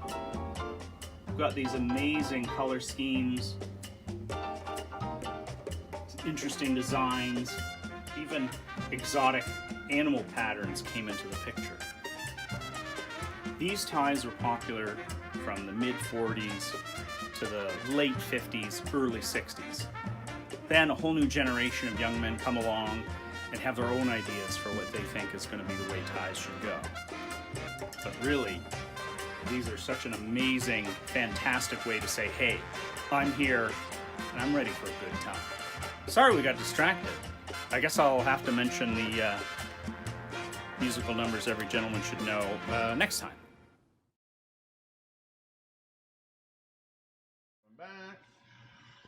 Kingpin! Kingpin's Hideaway! In the Hideaway with Kingpin. He's got such lovely things in there. This is from there. So I didn't want to say anything before. Thank you, Misty Portugal, for saying that this is a good shaker dress. This is from Kingpin's Hideaway. So as much as he's got phenomenal gentlemanly stuff. Yeah, he's got all kinds of stuff. He's got, there's so much stuff in this house from Kingpin's that I think every time we have Kingpin on, one of us has to wear a Kingpin piece. And I think one of the things that is funny is that video is that that's exactly how going to Kingpin's sort of works, where you start thinking you're talking about one thing and then he will literally, but it's, check this out. I don't think I've ever been to the Hideaway for less than 2 hours because there's so many things there. If you're in Toronto, go visit Kingpin's Hideaway. It's off of Queen Street on Peter or John. Just remind me. And one of the apostles. It's a treasure trove. It's incredible. Like stuff from everywhere. Plus, not only is it stuff from everywhere, he knows so much about everything. So it becomes like, it's not just a shopping experience. It's like a historical, phenomenal, groovy experience. Go and he'll be back Kingpin with more things. Oh yeah, we're bringing Kingpin back, all sorts. It's fantastic. Duncan Street. Duncan Street. So Queen and Duncan, yeah? Queen and Duncan. Duncan was not an apostle. Duncan was not. He was the cousin of an apostle. He was apostle adjacent. Apostle adjacent? Apostle adjacent. Or was he the guy who brought the beer? Yes. Duncan brought the beer? Yes. All right, here we go. Like Gary. Like Gary brings beer? Gary, he's apostle adjacent. Okay, here we go. Are we ready? I thought you were doing this. But we can do that. Oh, we can do that too. Let's do that. We could do this quick and then hop back over there. We'll do it over there. All right. You're making some stuff. I'm going to come in and zoom I am in. making some stuff. All right, here's the deal. There is multiple ways to fold these. If you are not feeling hyper creative or dexterous today, I will show you a few different ways of doing this. Obviously, your wonton wrappers want to be defrosted because trying to do this with a frozen stack of wonton wrappers is not going to work. So, and again, Nobody messaged me to say that they were cooking with hot fry oil or that they needed tutelage with regards to that. So I'm just going to assume that y'all are okay. So what we're going to do is we're going to take a tiny little spoonful of our crab mixture. We're going to stick it in the middle of our wonton. I'm going to do something revolutionary and crazy right now. I am actually going to crab Rangoon all of our wontons, okay? You're using crab Rangoon as a verb now? You know, it's a state of mind. Like Georgia. And crab Rangoon. So Is that anywhere near Georgia? I don't know. We have determined that I don't know where a Rangoon is, but it's fine. So. Oh, if you're in the chat right now, Kingpin has put up the exact address. So 71 Duncan Street is where Kingpin's hideaway is. Make sure you go there in Toronto. This one is too big. I'm doing it for a reason. You're going to do it for a reason. I'm demonstrating how not to do sometimes. Like mistakes. You're not only thinking about people doing it correctly, you're thinking about people who may make a mistake. You know what? The mistakes are where the magic happens in general, but sometimes, like, I just love cheese. So if I think I'm going to lose some of my cheese filling, I try to avoid that. So you're willingly giving up cheese. We've got 1, 2, 3, 4, 5, 6 here for the moment. Okay. All right. We are going to take our beaten egg. Ooh, pretty. Wow. I am going to lean over here very quickly. My hands are very clean. I've washed them. I'm going to go over here for this for a second. I did a crazy cut there. That was weird. Sorry about that, everybody. This is our fly cam. If you've never seen the fly cam, this is fly cam. He's a nice guy. These guys are your friends, okay? Provided they're clean, don't worry about using your fingers. Using your fingers is part of the best thing. We are not working in professional kitchens. So what we're going to do is we're going to take this. We're going to do the easiest fold first. So I'm going to stick my finger in the egg. I'm just going to go around the edges. Très simple comme ça. Pas trop, we're not being seriously precise. We want this to stick to each other. So easy fold number 1. We're going to go corner to corner. Make a little triangle. We're just going to make a triangle, okay? So this is your easy fold. If you are kind of, if this is what you're feeling, do this. What I would recommend is you're going to push down here so that your delicious cheese crab filling doesn't come exploding out when you stick it either in your oil or in the oven. Yeah, you don't want any air pockets. You want it, air pockets, but also you want to make sure your wonton wrapper is actually sticking to the other wonton wrapper. So that's easy fold number 1, très simple. So that's one way you can make a Rangoon. We could do it that way. We could stick the finger back in the egg over here. That's all right. My titties are huge these days. So's my fly cam though. Yeah, it is true. This was because of my boobies though. All right, so we're gonna quit it. So we're gonna do the same thing this time. We're gonna fold in a triangle. We're gonna close our wonton wrapper up pretty tight. Mm-hmm. Okay. But then we're gonna tortellini it. So what we're gonna do is we're gonna stick our finger on our stuffing, wrap your wonton wrapper around. Yep.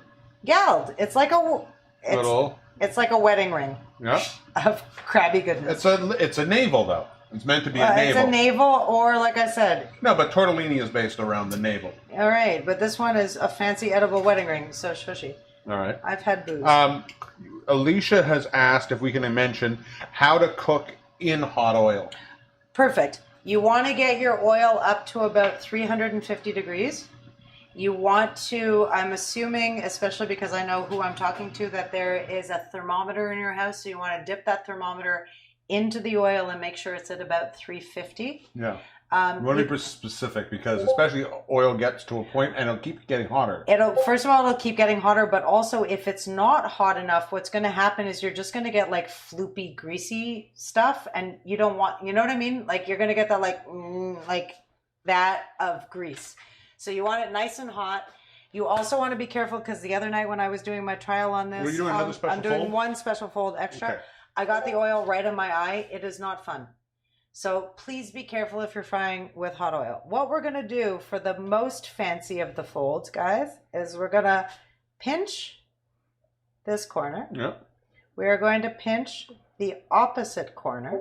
Okay. Okay, so these two guys are pinched together. Yeah. We're going to pinch these two corners, but then what we're going to do is we're going to make sure that stuffing or that filling is pinched inside. I see what you've done there. So we've done kind of like a starburst, four-cornered situation here. Okay. Yes, I say weird words when the word is situation, but it's fine. Situation. Alicia, did you get all the information you needed? Let us know. Okay. So again, we've got three options here. We've got this four-cornered quasi-starfish. So I'm going to go down here. So we've got the first one, which is... just the regular triangle fold. Super easy. Okay. Then we go to belly button. Tortellini belly button fold. And then we go to starfish, starburst. But you want to make sure that that pinch in the middle is tight, because if not, you'll lose all of your stuffing guts. when you fry it. Yeah, I have the same problem with people. So I'm going to do... pinch them in the middle. I'm going to do exactly the same thing one more time. So we're going to do one quick, and honestly, friends, this is just a quick, like you dip your finger in there, tap. This guy's pretty fat. So when you see that they're fat, if you want to save your filling, just do the triangle fold. The triangle is the best. It's a bit like... if you don't have any better solution. But also it's like a spanakopita, and also because we've got this much surface, you can push that filling back so that you're making sure it's not going to explode when you cook it. I also say that all the crab rangoons I've had in the past in my life, this is the most common. It's because it's also, I hate to say it, it's the simplest. If you're, especially I've had it in restaurants, and if you're in a restaurant, you're making a whole bunch of them, this is the fastest you can make. But then again, I mean, bless all the dumpling ladies, like I'm talking the proper Asian dumpling Joseph ladies. Shmuel wants to know if you can make a swan. Hold on. Oh.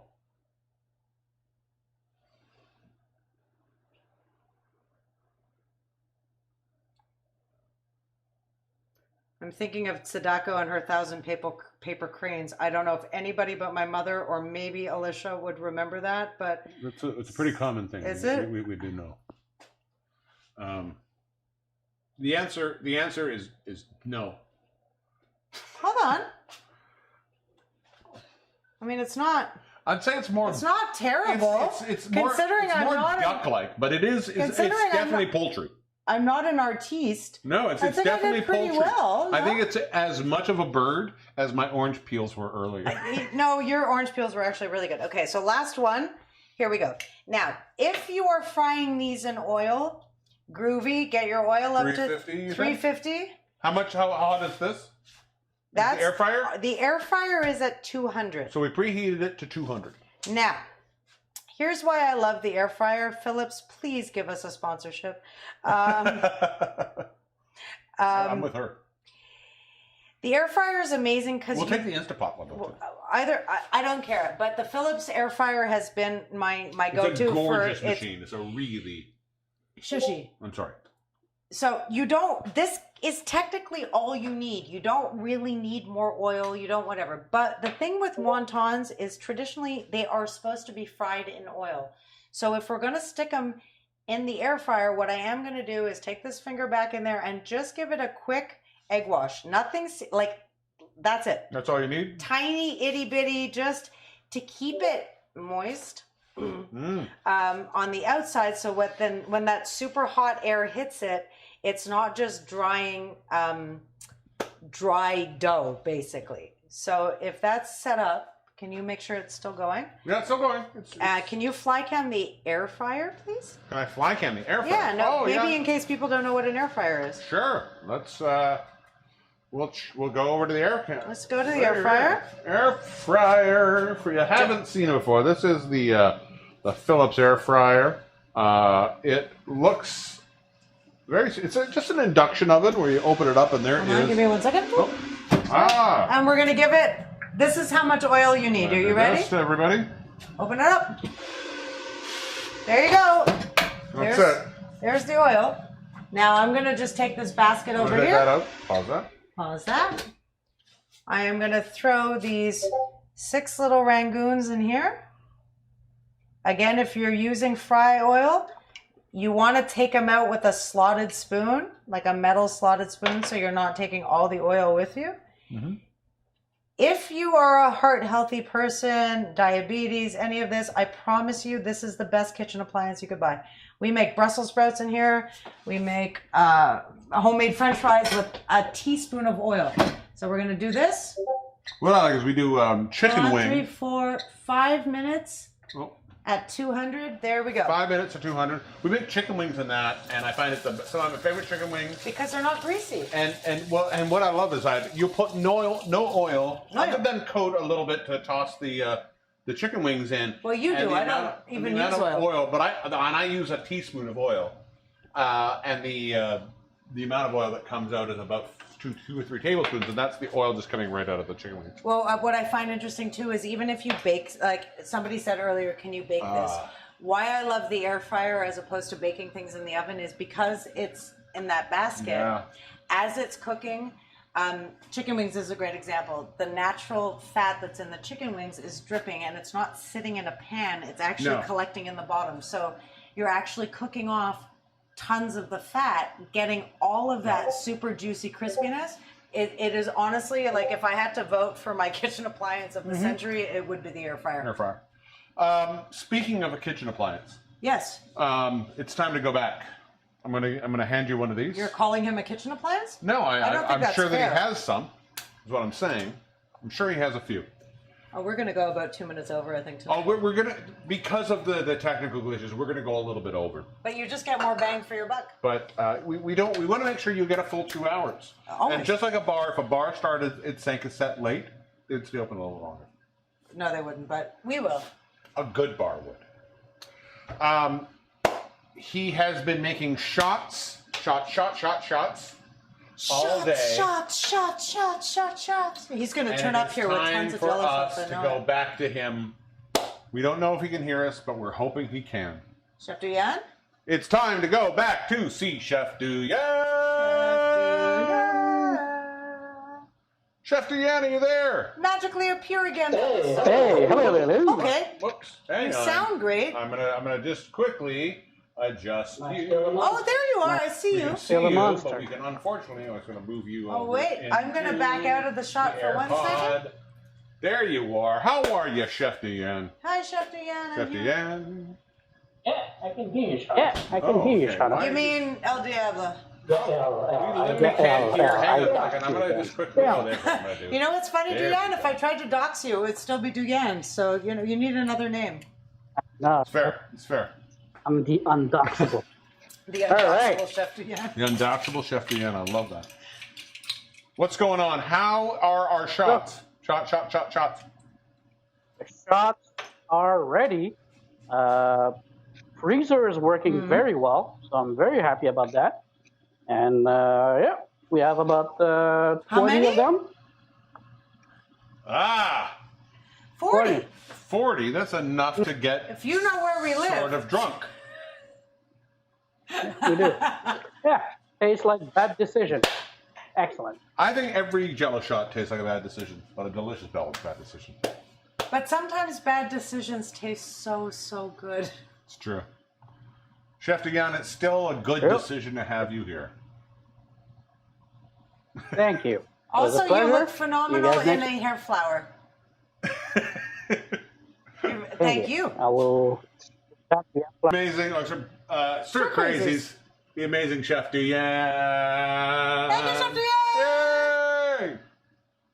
All All right. right, we have 3 things to do and That's what- 6. Waiting for it to. I love the fact that it paused like this. I for know, you. but I don't know. Am I I gonna don't be know what's stuck going like on that? here. I don't think you are. It's going to take a second. It'll be back. Oh. There we go. I finally got you back. I don't know. You don't trust it. You just got to trust it.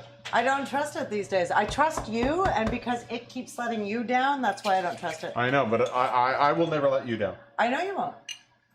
How much longer do we have this? We got about a minute on those. I'm just going to minute stick my on face those. in there for a quick second. At this point, I'm going to get a plate. we have so many things that we can do, I think but I think we got to talk about tomorrow night. I think we should talk about tomorrow night, and then we're going to get to The whole point. the thing. The whole point of it. The whole point of the whole thing. We're like Fox. We're like Fox Television. We save the biggest moment to the end. Do we have a special theme song? everything goes. Yeah. A few weeks ago, we did our June first 26th. June 26th. We did our first After Dark segment. We were absolutely plagued with tech problems that I could not figure out. You thought the beginning of this show was bad. You saw nothing. You got no idea, man. If you want to watch something funny, and I left it up because I deserve it, you'll want to watch me lose my mind. An hour and a half. And then me get drunk because I didn't know how to deal with him losing his mind. Go watch the first After Dark. We thought that because, and what ended up happening is I found out that my hard drive that I was storing everything on was dying. And so everything couldn't play properly. That has been sorted out. It has nothing to do with the issues that we had today. Today's issues had to do We're new issue, but I always say whole that. new issues. I always say that. Make new mistakes. But they have been sorted out. So tomorrow night we are going to rebroadcast. We're going to do it all live again. Our After Dark show. If you don't remember, Take a look. what all of that is about. Here you go.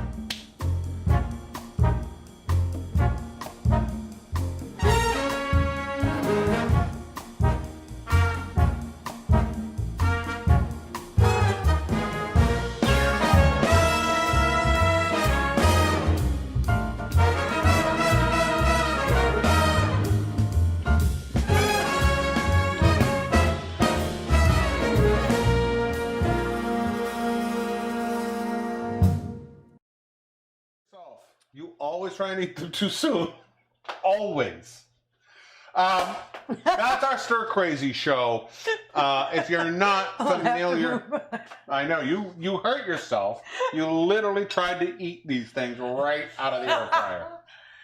Why do I do that? I had tech problems. She literally injured I have herself. human problems. I just have human problems. So tomorrow night we're airing that show again for the second time. If you're not familiar with all the amazing performers, we have Bo Toxic out of Los Angeles. We have Audrey Ivory from right here. Right here on the Beautiful exotic Audrey. South Shore. Yes. The amazing Mr. Baron Von Stick. The madness on three legs. I always want to say the genius on three legs. Well, he's sad as well, but he's like mad. Yeah. He's the mad genius on three legs. Misbehave. All the way from Belgium. Antwerp, Belgium, making our show international. Antwerp or Ghent? Antwerp. Huh? Antwerp. The Foxy Lexi Brown, because she is Foxy and she is Lexi.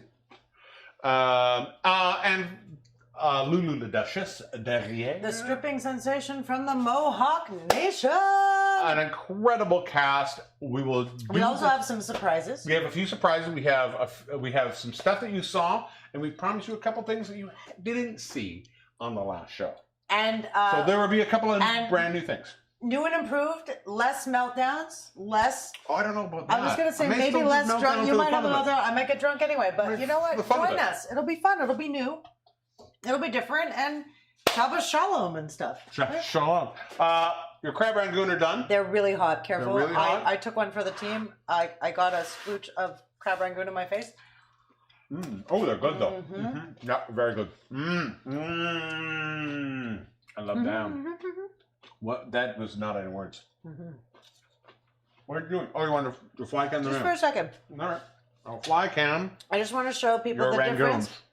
Here's the difference between doing it in fry oil and doing it in the air fryer. We cover them with a little egg. They're crispy, but they haven't sat in oil for... Yeah. And if we're going to do them on the stovetop, you're probably... I mean, you want them nice and golden brown. This, I take a different color. I think it's okay. Joe, your swan is here. It's kind of sad, but... Sad swan.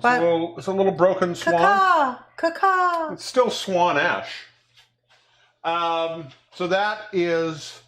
That's After Dark tomorrow night, 9 p.m. Eastern Standard Time, only on YouTube. So if that's not an incentive to go like our YouTube channel and subscribe and stuff, I don't know what is. There's going to be boobies and fun and cocktails. Gorgeous. Do it. The time is now. The time is now? We have been announced our first round. I'm going to talk to them for a second. I'm going to talk to you while I eat. My mother's going to have a conniption. Ready? Let's... So tasty. So we've been having this contest that's been going for like a few weeks. It was our first contest because we're new to this whole YouTube thing. We wanted to have we're gonna have another one very, very soon. We've already arranged for some gifties. Yeah. But this contest, which is our cocktail contest, will come with a Mr. Bitters package. Let's see if I can get that on the. I'm gonna give that. You hold these. For I'll a second. hold these. I'm gonna fly cam these in, so you can see. So. So, and this is our copy. This is our copy, so do not fret. You have a clean copy that hasn't had our fingers on it. There is the copy of Tinky Modern Tropical Cocktails by Shannon Mustafer. We got our copy at the Cocktail Emporium in Toronto. We ordered it online, and all of the proceeds from this book go to Black Women in Motion, which is an amazing charity. So it's a gorgeous book. Order one. And the other is a bitters kit from Mr. Bitters Bitters. And Mr. Bitters is an Australian company. Some amazing flavors in here, some really unique stuff. And an apron. And let me do that. Make a selfie. And one of the Stir Crazy aprons. You will get one of those. All of those in our thing. So we went through everybody. You had to be sort of subscribed to us on our YouTube, be on our Facebook, be on our Insta. We went through all the We people. did it very rando with like all sorts of stuff I don't understand. There was number generators and whatever. And our winner. Are you ready? Hold on. Of our first contest. Do a drum roll at home. Wait, don't do it yet because we got a whole portion where you have to do the drum roll. Okay. Here we go. Ladies and gentlemen, our contest, the winner. The winner of our first contest is Fairy Floss! Ladies and gentlemen, Stir Crazy's Fairy Floss is our winner. An amazing supporter. An amazing supporter, an amazing artist. An amazing artist we love. A groovy dude. Super groovy. Super groovy.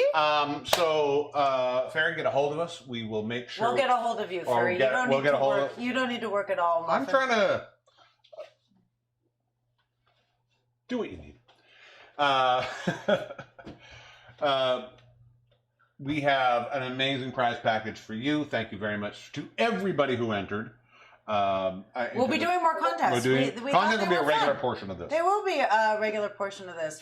And we love it when you participate. So, you know, if you're cooking food at home and you want to take a picture, send it to us. If you have received your apron, and if you haven't, I promise you it's coming.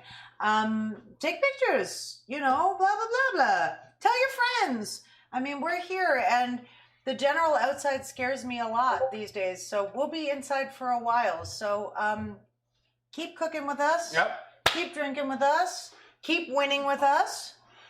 We'd like to thank all of our guests tonight. Chef Duy-An. Chef Duy-An for the JELL-O shots. Galadjo Caress for eating food so beautiful. Ben Cardilli. Check out his album. There's a link on our Facebook page if you want. The album is The Great Indoors on Apple Music, on Spotify. It's not on KTEL. It's not on KTEL? Okay. Find it, buy it, incredible album. Kingpin, thank you very much. Thank you so much. Kingpin for being part of all this. It's such a great inaugural spot. Thank you. And thank you for Masood.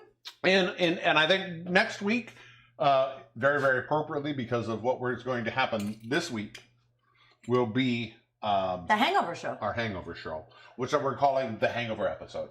Yes, just the Hungover episode. So have you ever woken up hungover? I don't know what that is. Oh, he's so annoying. He doesn't get hangovers. I get them big enough for both of us, but come back next week. You'll find how to deal with the hangover. I'm the Divine Danny D. I'm Elle Diabloe, and we love you. Take care of each other. Wear a mask. Wear a damn mask. Learn about